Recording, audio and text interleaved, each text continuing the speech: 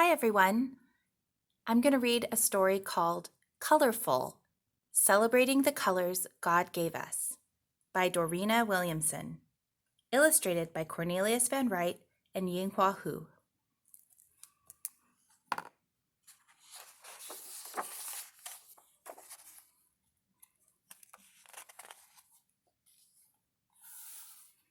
Summer had finally arrived. Imani was excited to blow bubbles and jump on the trampoline and climb trees. She and her little brother, Christopher, were waiting for their friend Kayla to join in the fun. Hi, guys. Want to see who can blow the biggest, most poppable bubble? Asked Kayla as she climbed over the fence.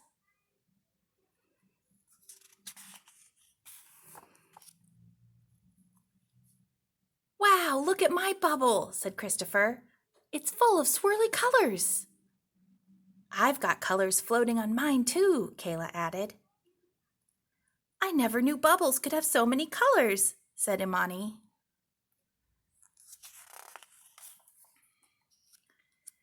Well, you are all amazing bubble makers, said Granny Mac, walking outside to join the kids. Look, said Christopher, my bubble is ginormous and has 50 gazillion colors in it. How about that, said Granny Mac. Aren't colors wonderful? Mine has pink and purple, my favorite, said Kayla.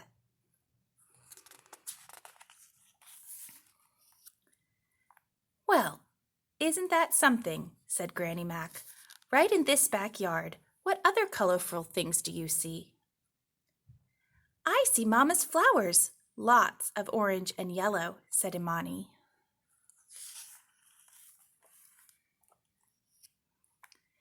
Kayla ran toward the garden. And I see red tomatoes and green beans. Does gray count? Asked Christopher, because I see a crazy gray squirrel running up that tree. Yep, gray is a color too, and I think it's a rather pretty one, said Granny Mac, patting her silvery hair.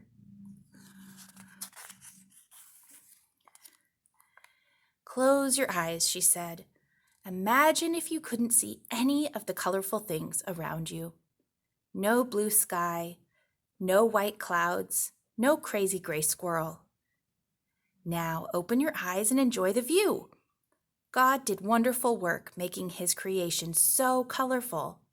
Wouldn't it be sad to miss out on all this beauty he made? Imani looked around and thought for a second. Yep, this is much better than being in the dark.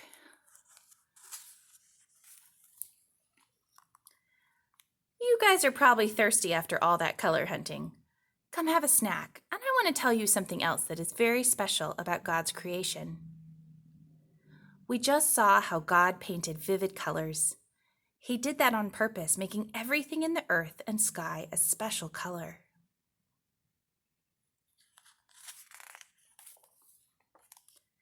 Now, when God created people, he didn't make us all one color either, did he? Asked Granny Mac.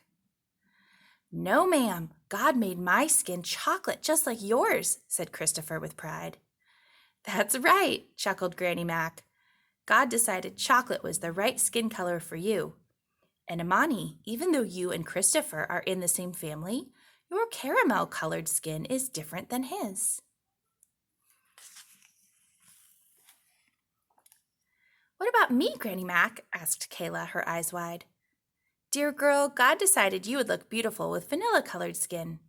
And red hair, added Kayla. Absolutely, hair the color of the rising sun, said Granny Mac with a smile.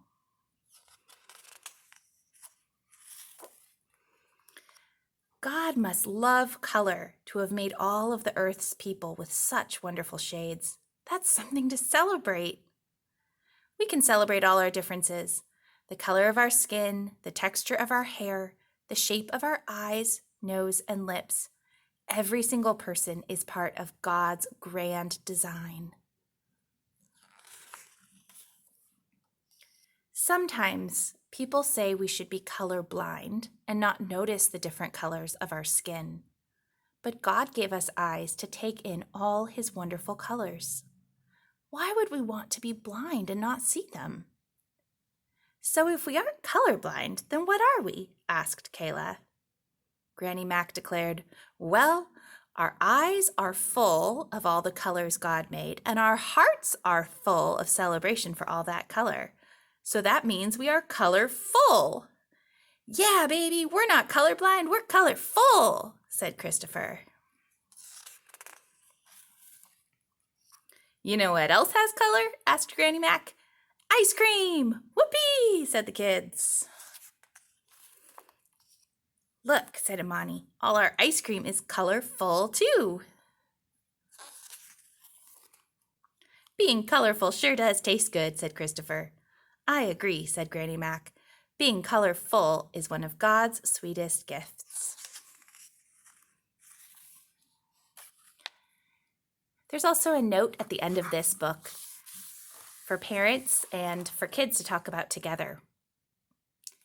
It has a memory verse that says, it's Psalm 139:14, and it says, I will praise you because I have been remarkably and wondrously made. Your works are wondrous, and I know this very well.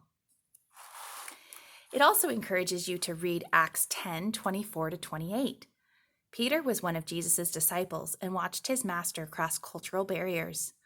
Jesus gave Peter and many others the Great Commission to go and make disciples of all nations, and Peter had preached to an ethnically diverse crowd on the day of Pentecost. Yet, when we get to Acts 10, he's still dividing the Jews and Gentiles.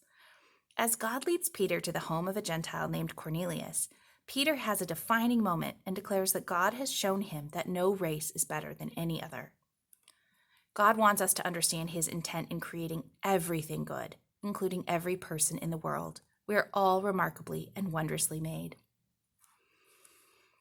Now, here are some questions to think about and discuss. Think about all the people you know. How many different skin, hair, and eye colors can you count? In the story, Imani and Kayla are best friends. How are they alike? How are they different? Granny Mac reminds the kids that God chose their unique hair and skin colors. Why do you think God chose the colors he picked especially for you? I like to say I'm sprinkled with cinnamon.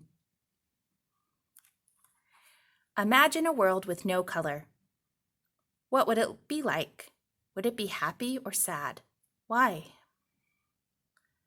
Why do you think God created a world and people with so many wonderful colors? Can you think of a way to celebrate our beautifully different skin colors?